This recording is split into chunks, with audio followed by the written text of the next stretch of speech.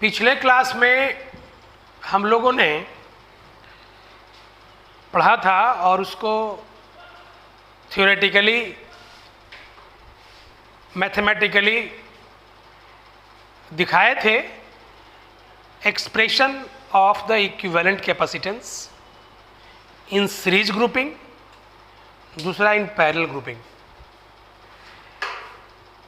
जो सबसे इम्पॉर्टेंट बात है कि कैपेसिटर का जो कैपेसिटेंस होता है, हम बताए भी हैं कि वो डिपेंड करता है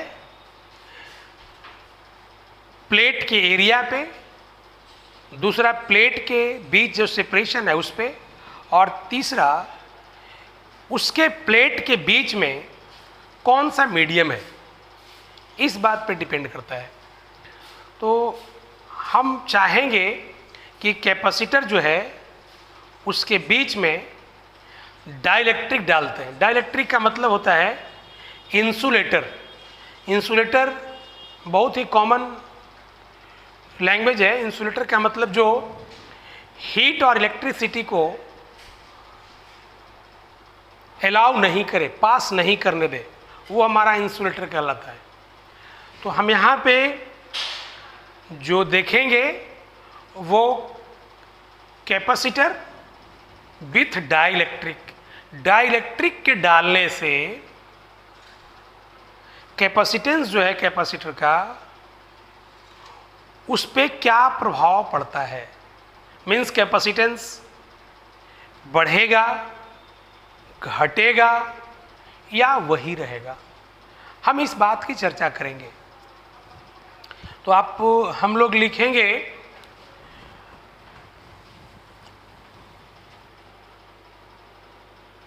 कैपेसिटर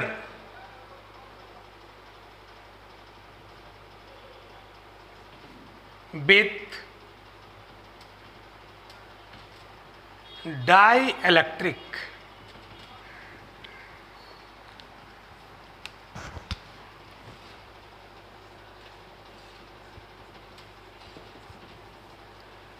कैपेसिटर विथ डाइलेक्ट्रिक।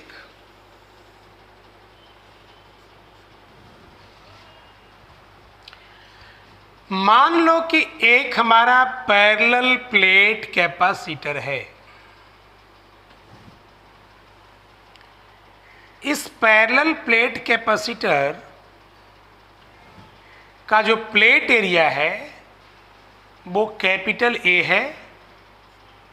इस पे चार्ज प्लस क्यू दिया हुआ है, इस पे चार्ज माइनस क्यू दिया हुआ है। ये प्लेट के जो बीच में सेपरेशन है, स्मॉल डी से इसको हम रिप्रेजेंट करें। अब क्या किया गया है कि एक डाइलेक्ट्रिक, इसका डाइलेक्ट्रिक कांस्टेंट के है, बीच में हम लोगों ने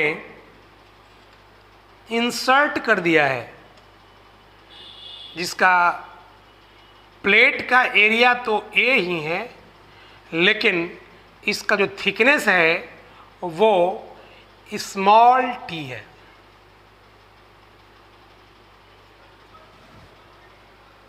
इस डाइलेक्ट्रिक का थिकनेस की बात करें तो वो हमारा स्मॉल टी है।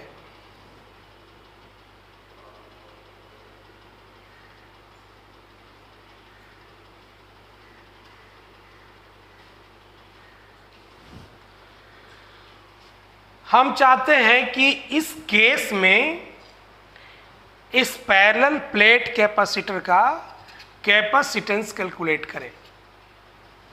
आप देखेंगे suppose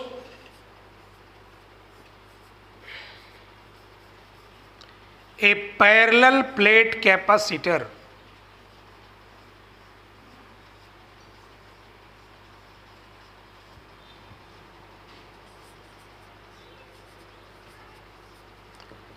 of capacitance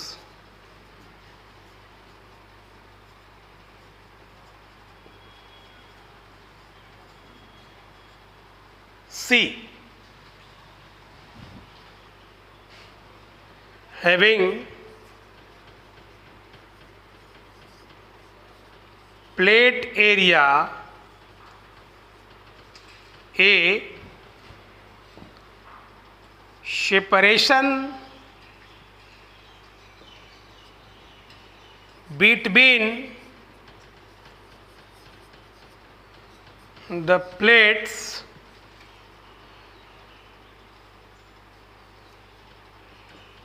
is D.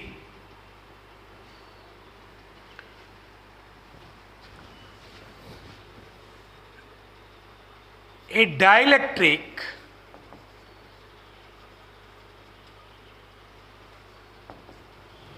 dielectric of plate area A, thickness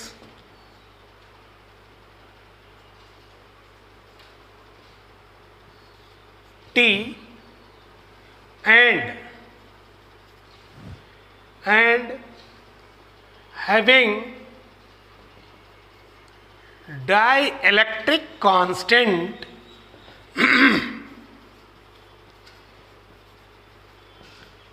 K is introduced between the plates of capacitor.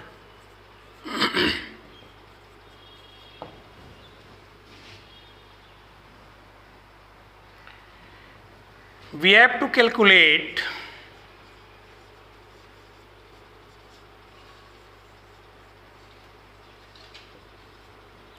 capacitance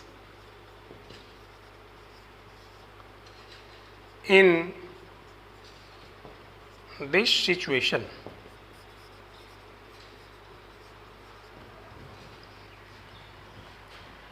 बड़ा सिंपल बात था कि हम इसके बीच कैलकुलेट कर रहे थे potential difference.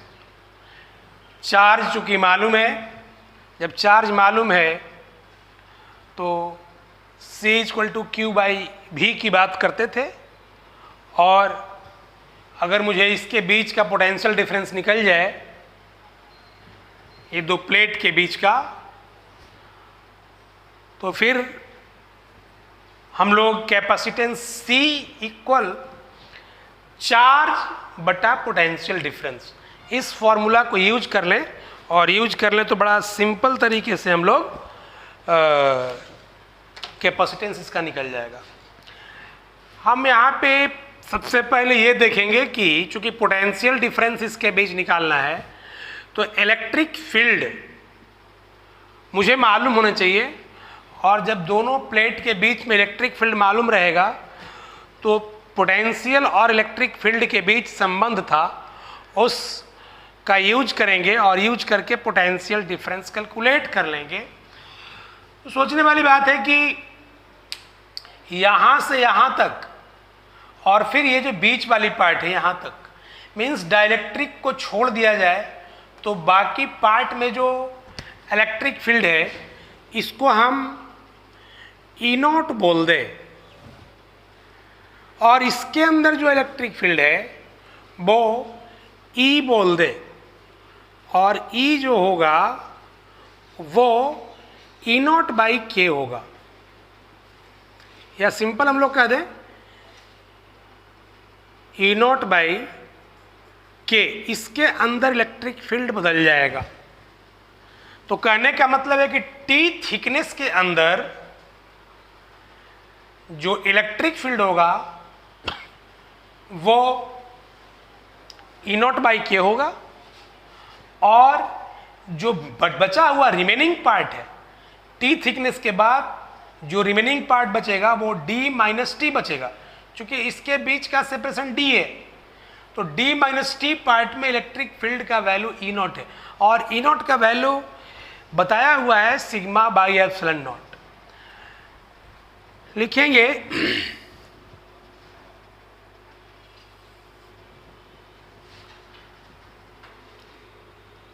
Electric field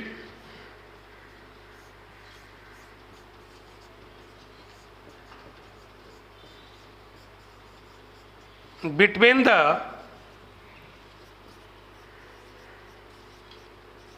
plates of capacitor E equal E naught plus E naught by K, where E naught equal sigma by epsilon not. E का वैल्यू E नॉट कॉमन ले लेंगे, ये 1 प्लस 1 बाई के। Now potential difference, हमारा main target था potential difference निकालने के लिए, ये दो प्लेट के बीच, तो potential difference between the plates of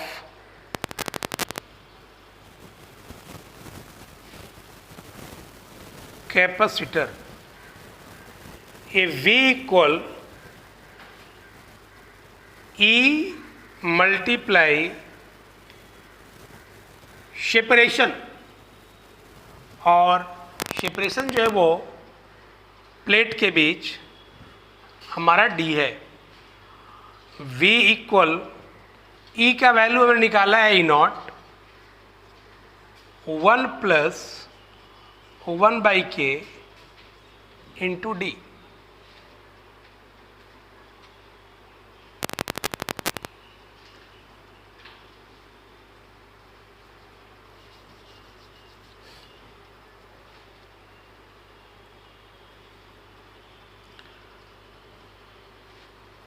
sorry,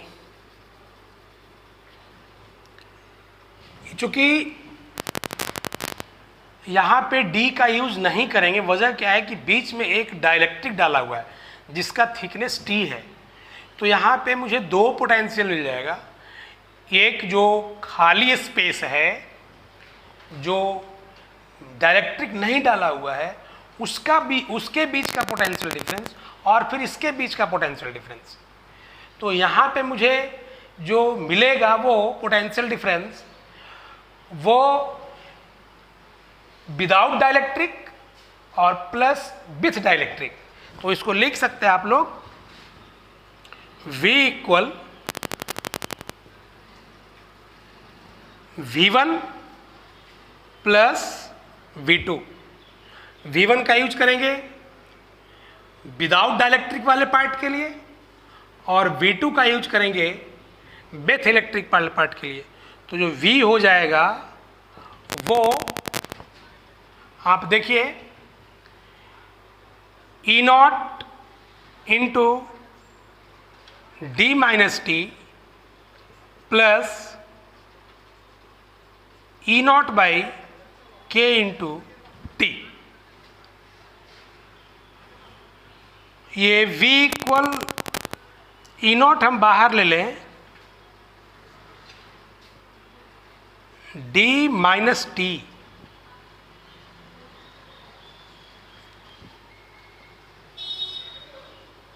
plus T by के।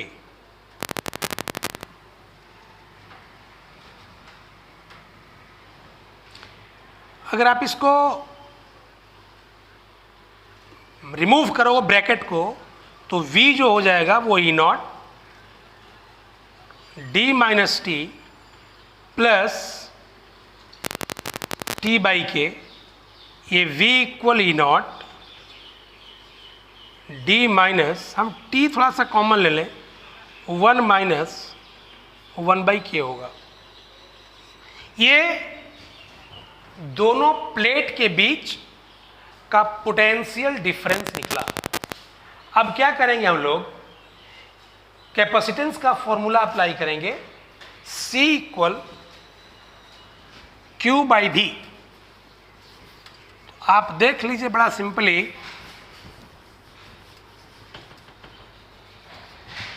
Now capacitance C equal Q by V। C equal Q divide by V आया हुआ है E not D minus T into 1 minus 1 by K। इसको आप ई not का value लिखेंगे sigma by epsilon not D minus T 1 minus 1 by के। ये हमारा एप्सिलॉन नॉट ऊपर जाएगा और तब सी को लिख सकते epsilon not Q divide by sigma D minus T 1 minus 1 by के। ये sigma charge per unit area होता है।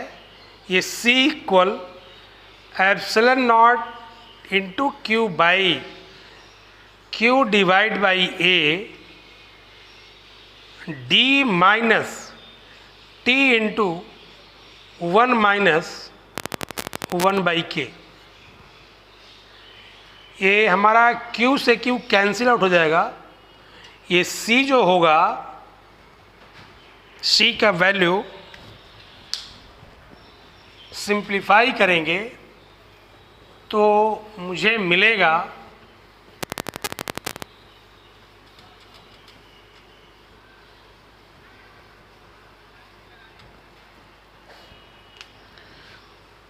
C equal epsilon not A by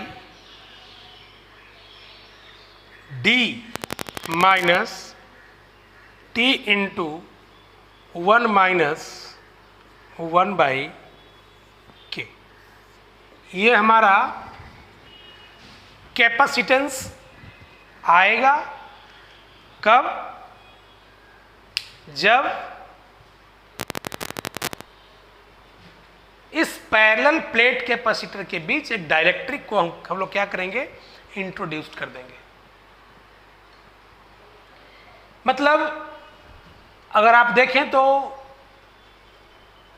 without dielectric epsilon not A by D था और इसमें से कुछ ना कुछ सब्सट्रैक्ट हो रहा है, माइनस साइन आया हुआ है, मतलब कैपेसिटेंस चेंज करेगा।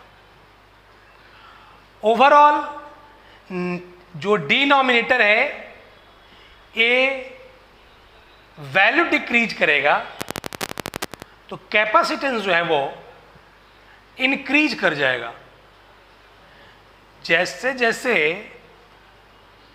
टी का वैल्यू, थिकनेस का वैल्यू बढ़ाओगे, मतलब इसके बीच में डाइलेक्ट्रिक का पार्ट ज़्यादा डालोगे, वैसे वैसे डिनोमिनेटर जो हमारा है वो डिक्रीज करेगा। और जब डिनोमिनेटर हमारा डिक्रीज करेगा तो जो कैपेसिटेंस का वैल्यू है वो इंक्रीज करेगा। मैं चाहता हूं कि इस कैपेसिटर के बीच में पूरा का पूरा डाइलेक्ट्रिक फील्ड कर दिया जाए। जब पूरा का पूरा डाइलेक्ट्रिक डाल दोगे आप, तब क्या होगा, यहां पे T के बदले, चूंकि T थिकनेस नहीं रह के पूरे पार्ट में डाल दिया गया, तो इस पूरे पार्ट में डाल दिया गया मतलब T बिकम्स D, और जब T D के बराबर हो जाएगा तब देखते हैं क्या होता है। When space between the capacitor is completely filled with dielectric,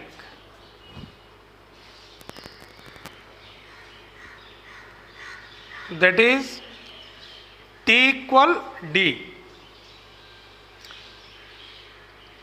Therefore capacitance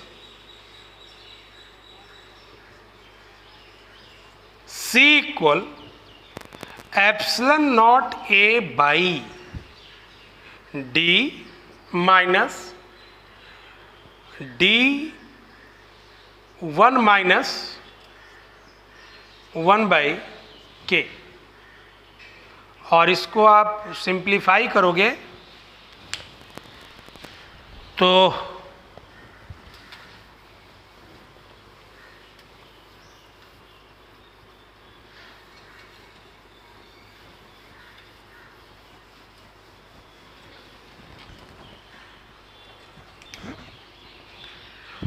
C equal epsilon naught A by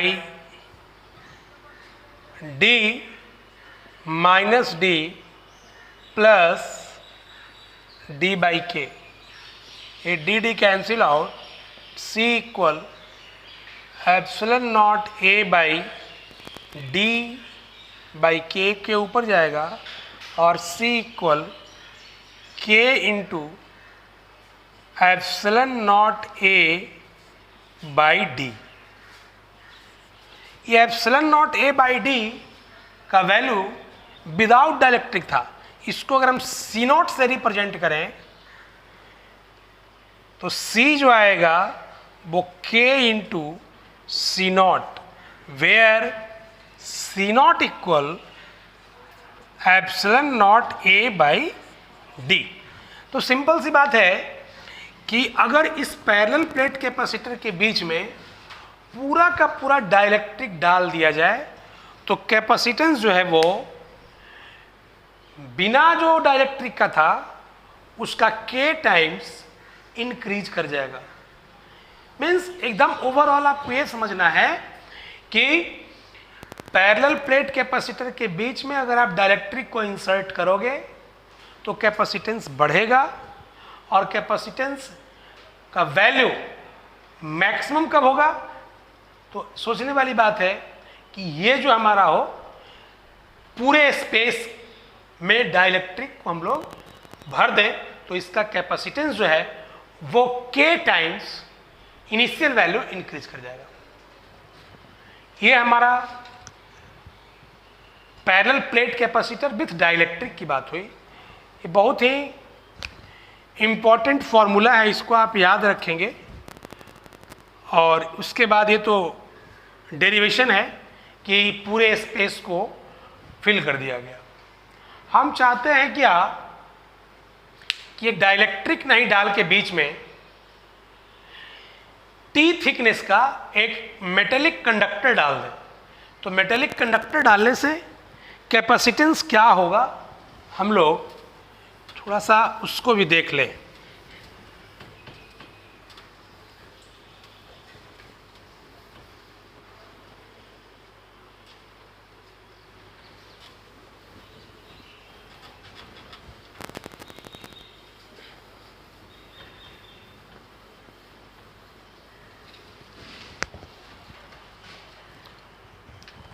capacitor with conductor,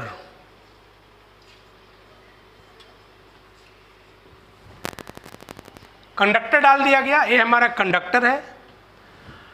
आपको बताए थे कि जैसे ही आप इसके बीच में कंडक्टर को डालोगे इसके अंदर इलेक्ट्रिक फील्ड जीरो हो जाएगा। इलेक्ट्रिक फील्ड का वैल्यू कंडक्टर के अंदर में जीरो होता है। ये हम पहले बता चुके हैं, कंडक्टर की प्रॉपर्टी बताए थे कि कोई भी अगर मेटेलिक कंडक्टर है उसके अंदर इलेक्ट्रिक फील्ड होगा ही नहीं। अब यहाँ पे जब इस पार्ट में इलेक्ट्रिक फील्ड नहीं है तो इलेक्ट्रिक फील्ड रहेगा किस पार्ट में। तो इलेक्ट्रिक फील्ड रहेगा सिर्फ D माइनस T पार्ट में।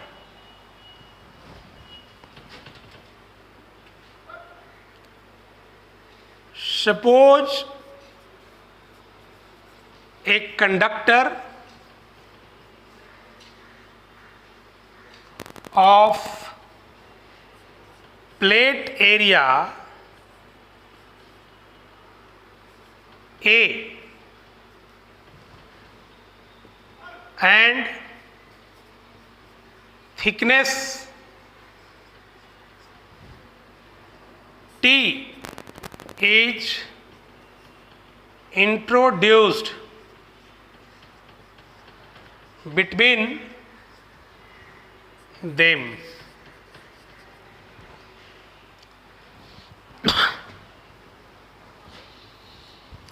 फिर वही बात, इन दो प्लेट के बीच हमको इलेक्ट्रिक फील्ड चाहिए और इलेक्ट्रिक फील्ड जो होगा वो इस पार्ट में ही होगा जिस पार्ट में कंडक्टर नहीं है। और जब इलेक्ट्रिक फील्ड निकल जाएगा तो फिर ये दो प्लेट के बीच पोटेंशियल डिफरेंस को कैलकुलेट कर लेंगे और पोटेंशियल डिफरेंस को कैलकुलेट करने के बाद जो कैपेसिटर का simple formula C equal Q by V use करते हैं, हम लोग again C equal Q by V use करेंगे और तब फिर हमें कैपेसिटेंस का वैल्यू निकल जाएगा विथ कंडक्टर। यहाँ पे हम लोग लिखेंगे इन कंडक्टर या inside conductor, inside conductor electric field is equal to 0। जब ये 0 है तो पोटेंशियल डिफरेंस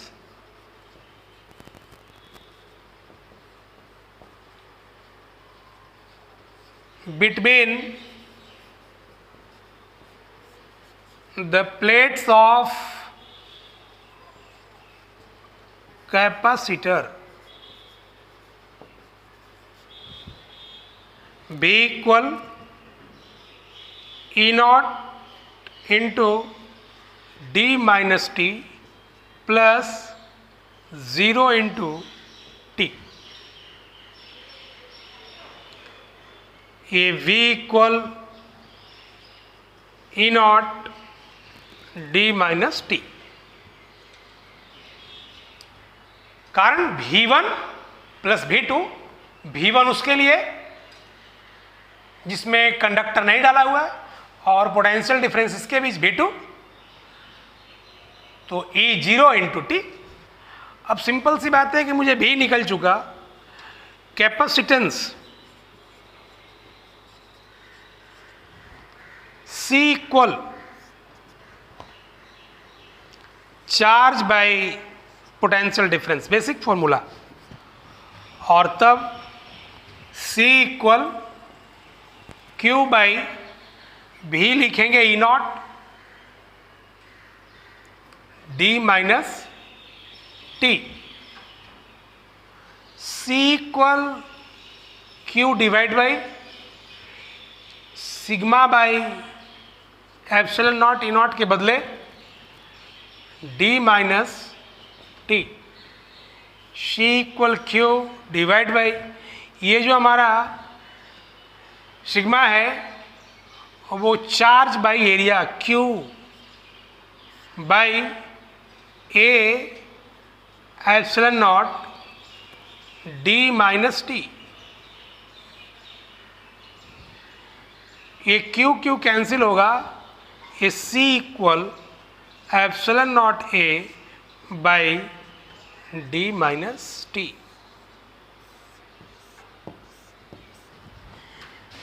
ये बात आप देखिए कि